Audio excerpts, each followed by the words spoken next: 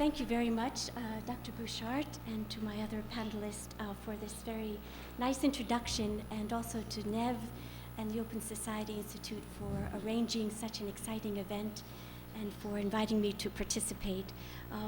I have to say that I am seeing some old faces, but most of these are new colleagues and new friends, which I'm very eager to learn from your experiences in Latin America. For those of you who know me from a long time ago, I've spent many years, I don't even like to count the number of years I have spent largely with UNICEF trying to develop early childhood initiatives from a variety of perspectives. But we always had this line that, well, our support was not necessarily needed in this region because this region is full of expertise and wisdom and insight. And I believe that that is true. We've spent many years learning from what you have to teach the rest of the world. So it is a privilege for me, who has spent very little time in this region, to be here and to be a part of your work as well. What I thought I would like to do this morning with the time, and I will try very carefully to keep to my limited time because I know we have a tight schedule today and also limited lunch as a result, but I thought I would try to lay some foundations for the remaining presentations over the next 2 days that come largely from what we know from the tremendous advances in neuroscience and child development over the past decade. There have been 2 recent developments which have stimulated this incredible growing attention and awareness to this phase of early childhood. The exposure of research in neuroscience and child development that highlights what we now know is a powerful interaction, not between the environment alone or genes alone, but very much a dance-like interaction between genetics and environment. This interaction creates a strong foundation for learning, behavior, and health, not only in the early childhood period, but throughout life. We also, more importantly, or as importantly, have a much better understanding of the elements of successful programs. And I would like to make some comments, not just on the home visiting, but looking a little bit more broadly on the range of programs that we know have been implemented for early childhood, and what are some of the strengths and the consistencies of elements that cut across all these various initiatives. So I would like to begin this presentation by summarizing, and for many of you these will be, this is information that has been around for quite some time, and I would like to say that my remarks come largely for the Center for the Developing Child at Harvard University. But these core principles tell us an incredible amount of information about brain architecture and the foundation of learning, behavior, and health. I will end the presentation with a few summary implications for policy coming out of this research. So the first slide, please.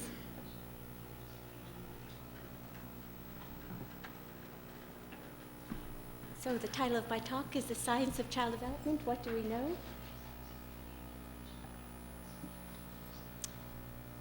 And basically, we recognize that brains are built from the bottom up over time. The architecture of the brain is constructed through this an ongoing process which begins prenatally and continues throughout adulthood. But we also know about the succession of sensitive periods which are associated with certain specific abilities, and these are particularly prominent in the early childhood period. The strong foundation during the architecture of the brain's development increases the probability of positive outcomes, but the weak foundation also increases the odds for later difficulties. The brain circuits form the basic information are wired earliest, those that are very simple ones, and that these continue to be developed so that higher functioning in language and cognitive abilities are built and based upon the strong foundation of the earlier wiring that's laid down initially. So increasingly complex skills build on more basic foundations. For example, the ability to put words together and form a sentence forms the foundation of what what a child is able to do for mastering reading a sentence. So these are skills that are like a foundation of a home, are built on top of each other. The second main point here is that, back to the first slide still, the interactive influence of genes and experience shape the evolving brain. Basically, this can be very much looked at in terms of the interaction between a serve and return. If those of you who play tennis or volleyball are aware of the intimate dance that takes place between when a very young child, through babbling, through gestures, through eye contact, actually elicits from its caregiver a response.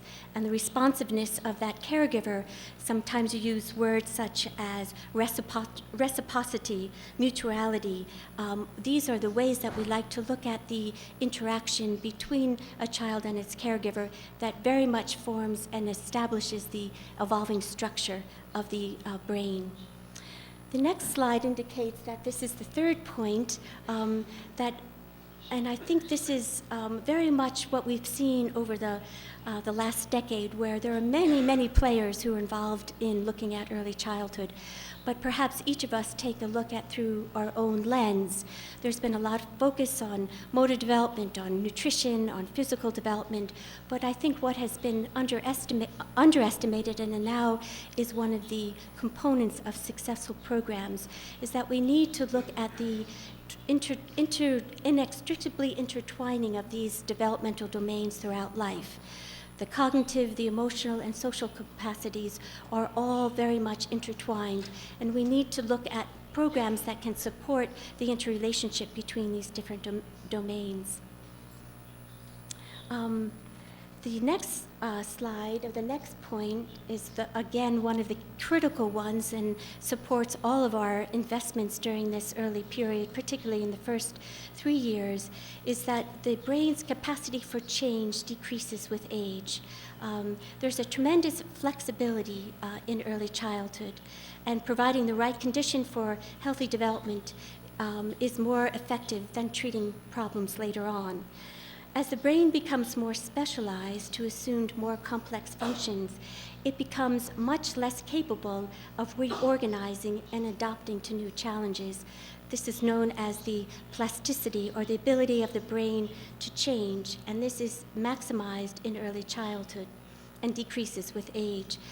I think science is also telling us that all throughout life, and those of us who experience this in our own personal lives, the brain is able to change and adapt and grow. But I think it's this particular notion of the incredible sensitivity, these sensitive periods, where the windows for development are particularly sensitive to the input and to the structuring that is laid down. It takes a much greater amount of energy of the brain and the physiological system to change later on. The next slide just gives an indication of what is happening tremendously during particularly if you look at the first 12 months of life. These are the critical periods and then where the connection between the brain cells is greatest, and we see what's happening for sensory pathways, vision and hearing, language, and higher cognitive function, which continues out across the age span. But again, you can see its peak for being able to absorb a huge amount of information during these early childhood periods. Science has also given us some interesting insights and information, and I think this point is particularly relevant for the topic at hand this morning, looking at how violence in its many forms impacts on the growing child's brain. Dr. Schoenkoff and his colleagues from Harvard University have talked about 3 different types of stress, characterizing it as positive stress, tolerable stress, and something called toxic stress. Positive stress is something that perhaps occurs when you're the first speaker on a 2-day conference, but positive stress is something that we all need. It is what pushes us to achieve higher levels of development, and this is no different from a child The child is wired, and all of you who watch young children, they have an innate drive and a desire to reach out and to learn and to grasp things from its environment. And positive stress are those things such as frustration. Those of you in the early childhood field know that if a child is not challenged with a particular task, they lose interest very quickly. So the goal of all of our programs is to match developmentally where that child is, to just give that child a tiny little bit of stress so that they can begin to master new tasks. Other stresses in the early childhood period, such as mastering separation, learning to follow adult setting limits or positive discipline, but these are necessary and important aspects of stress. These types of stress, though, when we look at positive stress, although it's a bit of an oxymoron, are usually short-lived, and the fact that what makes them positive is they are moderated and buffered by the caregivers around the child. The second level, or the second type of stress that we're beginning to look at, is something called tolerable stress. And this is the type of stress that could, without supportive relationships, actually cause a physiological response that disrupts this very sensitive growing brain architecture. But tolerable stress is also relieved by supportive relationships that facilitate coping. For example, the tolerable stress buffered by parents or caregivers in a young child's life could be injury or death of a loved one or a natural disaster such like we've been experiencing quite dramatically in all parts of the world just this past year. This type of stress is often time limited, and the prevention of damage to the growing developments and the architecture of the brain is managed by supportive caregivers around the child. So it's not necessarily just the stress itself, but it's the support around the child that enables the baseline physiology of the child to return to its normal status. I think, though, for us perhaps today, and this is a whole set of where science very much undergirds your tremendously important work in prevention and promotion through home visiting programs in particular, is the type of toxic stress that damages the brain's architecture. We know now that this type of stress, which is strong, unrelieved activation of the body's stress management systems, the excessive cortisol, the stress hormones that are produced actually disrupt the developing brain circuits, providing insight into the behavior, physical, and mental health problems that we see long after the early childhood period. So this particular toxic stress is in cases where we can see this is in the absence of this buffering and protective supervision from adult support systems. In cases of extreme poverty, where there is physical and emotional abuse and neglect, chronic neglect, situations where there's substance abuse, exposure to violence, continual exposure to violence within the family and the community. So this understanding of how toxic stress affects the architecture of the brain, I think is a particularly pertinent and compelling evidence for the development of further programs in this area. The long-term effects that we now, and some of the neuroscientists are actually following this into adulthood, have long-term effects on the immune system, lower threshold to respond to stress throughout life, seeing greater incidences in hypertension and cardiovascular disease, depression and mental health problems in adulthood, and high-risk adult behaviors. So you can see here what we are all trying to break is this continual cycle of violence that's repeated through generations and passed down. The next slide is just an indication of some of the research which looks at abnormal stress hormones levels in toddlers. You can see that middle-class U.S. toddlers in supportive natural families with their birth parents have much reduced levels when looking at the stress levels. This is from a sample of neglected or maltreated toddlers who are arriving from orphanages in foreign countries. So this is all to say and to suggest Perhaps if you remember one thing from this brief presentation, is the impact and the quality of relationships that is open to all of us and on early development. We know that significant early adversity leads to lifelong problems, and that greater adverse experiences, it's a synergistic effect, lead to greater amounts of developmental delays. What is the greatest buffer for this, no matter whether they're provided in-home services or out-of-home service or a combination of those, are toddlers and young children who have secure, trusting relationships and experience minimal hormone and physiological activation. Providing this type of supportive relationships can prevent and in fact reverse the damaging effects of the type of toxic stress that we often see. I think I'll skip the next slide. In addition to the science of early child development coming from neuroscientists and child development researchers, I'm also pleased to suggest, and this is after my long career of over 20 years of trying to identify where and why and when some programs are more successful than others, I'd have to say that we are making great strides in understanding evaluation research and understanding the components of what makes certain programs more effective. And this is becoming known as effectiveness factors or effectiveness research. And again, the point that I've made over and again this morning is that effective services identify and build on supportive relationships and stimulating environments. The notion of building parenting education programs, which I think was mentioned already in the first panel, this notion of responsive and reliable caregivers, stable relationships that are critical during these early years as the child develops trust and attachment and autonomy. And again, that programs that just look at a single perspective are no longer as effective as those that somehow find a way to look at an integrative approach that supports emotional, social, and cognitive development, of course, linking as needed to health and nutritional interventions as well. I'd like to just identify a few factors.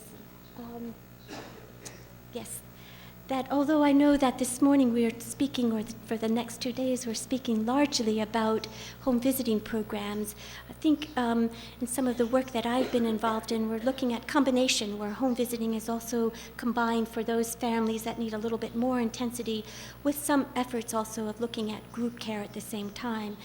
And I think we've done a fair amount of research, both from randomized trials as well as a lot of qualitative research looking at large-scale implementations, that these are the elements that seem to be most critical in looking at quality.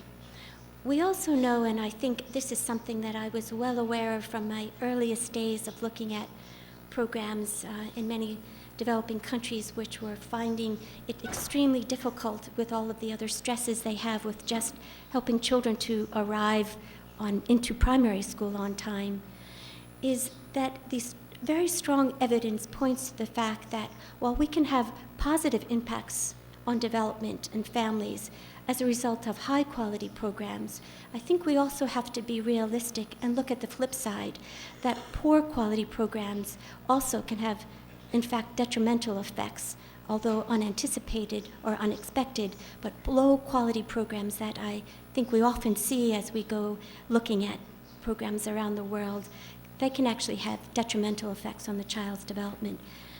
So just looking, a few of these are probably known to most of you, but again, these are those that the evaluation science has been identifying as critical elements. And I think that over the next few days, we'll have an opportunity to look inside some of these to define what it actually means. Looking at qualified and appropriately compensated personnel.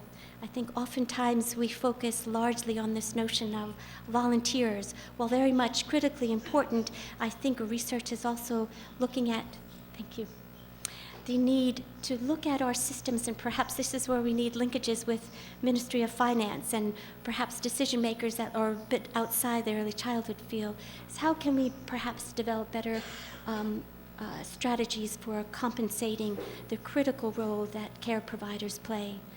We also know of a great deal more information, although it varies from the context and the reality of the different situations we find in many countries around the world, but a greater attention to group sizes and adult-child ratios in whatever programs, whether they be informal drop-in centers, community-based early learning centers, parent groups, parent meetings, home-based care. Also, I think this is coming out more and more and more of using this notion about language. It's communication at different developmental levels. The focus on language-rich environments, helping parents, helping caregivers to understand where children are developmentally from their language, to ask open-ended questions, to elaborate, to scaffold. All of these terms and qualities that we know are critical. And perhaps if we look at one particular aspect, I think it's focusing on early literacy, early language development. That is perhaps our entry point into long-term quality programs.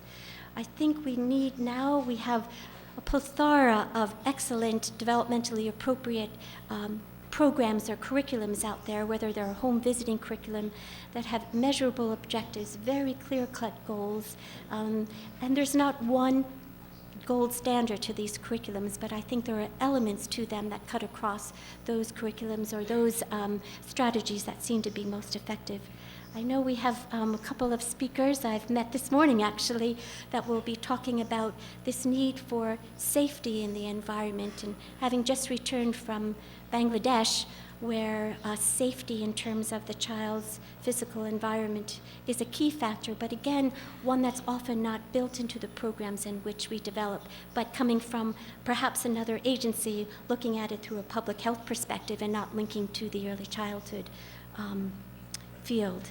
And then again, this notion of warm and responsive caregiving and mutually interactive responsivity amongst caregivers and translating that information to parents and families is another critical element of success. Some of the work, there's many different paradigms. I know UNICEF and the consultative group have been working to cluster the ways that we can look at different types of programs, what can be the most effective at what particular time in a child's development. I know often that we're looking sometimes at programs for from birth through the first 2 years. Another range of programs look at what's most effective to reach children and families from 3 to 5, and then another set of programs that look at what's most effective to reach children as they transition into the early school period. Some of the work, again, coming from the Center for Developing Child, which is trying to look across many different evaluations, has identified, and perhaps this will be helpful for our work in the next 2 days, is looking at perhaps a 3-tiered approach to program intervention. Tier 1 is basically looking at the essential services that are needed to strengthen every family. This is access to health and nutrition services, both prenatally and during this very early period, a stable and consistent caregiving environment, and the safety of the environment as well. The second tier is looking for when families may need a little bit more than just that first level basic intervention. These are perhaps targeted more broadly to families that are living in high-risk environments. And in addition to home visiting support, sometimes set programs that have a 2-pronged approach, which look at what can be done also for giving parents opportunities to interact with other parents in some sort of group care where they can model effective parenting strategies, and also this incredibly critical, important piece of parent education and support. There's a whole range of other types of programs which can be built on this, which is income supports as well as aspects of employment training. Then the third tier, which is, I think, perhaps maybe where some of our work is also going to be focused on during this conference, is what, in addition to these, do we need to build into our services, our referral services, and our training for children and families that we know are going through extreme situations of maltreatment, violence, or neglect. What are those additional services, often directed towards the parent, that we need to build into our systems? I think I'll skip the next one. there's a whole discussion about costs, but perhaps that will come up a little bit later, and given my limit on time here, I'll just perhaps come to my concluding comments. These are some of the implications I think that perhaps we can revisit during the next 2 days and summarize what I've tried to illustrate through these two different strands of child development research and also effective programming, effectiveness research looking at program evaluation. So neuroscience, there's no question that it indicates that early preventive intervention is much more efficient and cost-effective and produces far greater favorable outcomes than later on remediation, even remediation that exists in the early primary grades.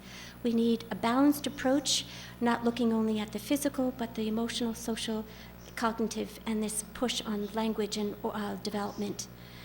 We also know a fair amount about good and bad stress, and that this definition of toxic stress, it's critical to intervene as early as possible to avoid the damaging effects of the physiological impact on the architecture of the brain.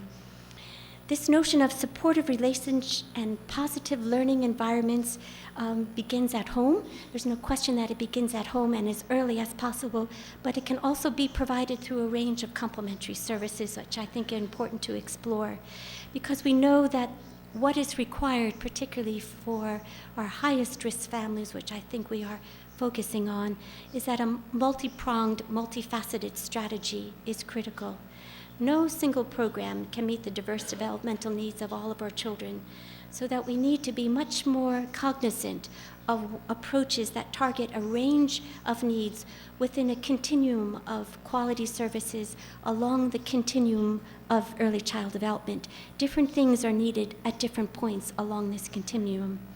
I'd like also, and I know that presentations next week will be focusing on the development of the need, much more careful focus on how we can develop, supervise, manage a skilled workforce that's appropriately trained with the skills that needs to reach different families and appropriately compensated, whether that's financially or through other types of incentives. Quality implementation is a key. I think we are also at a stage where we're moving beyond these pilot scale programs, small programs, which produce extremely exciting impacts and outcomes. But what is needed as we move these programs to scale? What is particularly challenging, and how can they be replicated and scaled up within a shortest amount of time, but not losing attention to the quality that we know is so critical? Just for your reference, I just wanted to indicate that these are all, the references for my talk have been summarized from these documents. They are all available for you online, and I think you will find, in addition to these, several others that are particularly relevant for your work. And then finally, I would like to, if I have a minute or two, 1 minute to conclude with perhaps a note of optimism. I guess perhaps that's what the first speaker is required to do, is conclude with a note of optimism, that I think we are at a time that we're equipped with far greater insight about the developing brain and the elements that are needed to support optimal early child development. We have far greater knowledge from the science of program evaluation about what works best, when, and for whom. We also are having a growing interest from other sectors that perhaps we haven't worked as closely enough with. Ministry of Finance, looking again at this cost-benefit analysis of early intervention programs. And I can't emphasize enough, though we have a long way to go, of how we can forge greater partnerships between all of those key agencies: Ministry of Health, Nutrition, Ministry of Women and Social Affairs, Ministry of Education. Where do we need to solidify these partnerships along the continuum of child development?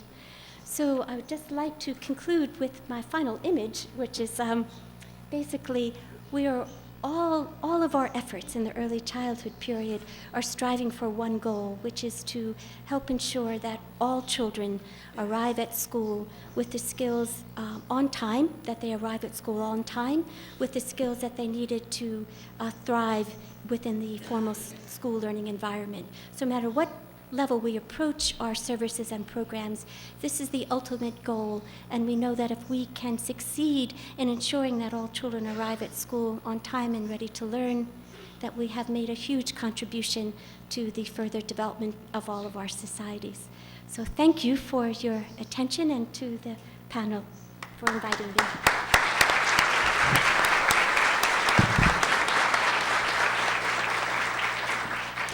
Thanks, Cassie, for arriving at the end of your talk dead on time.